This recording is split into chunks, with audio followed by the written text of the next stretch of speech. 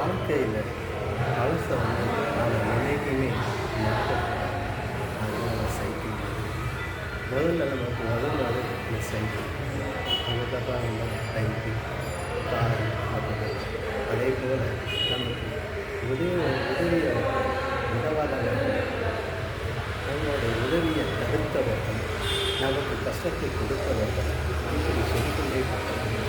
அடுத்ததாக எப்படி இவெல்லாம் வாழப்போகிறான் பார்க்குறவங்க அப்படின்னு சொல்கிறவங்களுக்கு ஒரு சவாலாக சொல்கிறேன். வாழ்க்கைன்றது எல்லாத்துக்கும் ஒன்று தான்.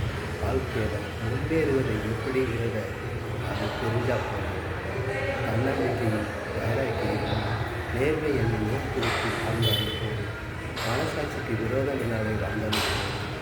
கால்மையில் கஞ்சி குடித்தாலும் அது கடனில்லாத வாழ்க்கையாக இருக்கும்.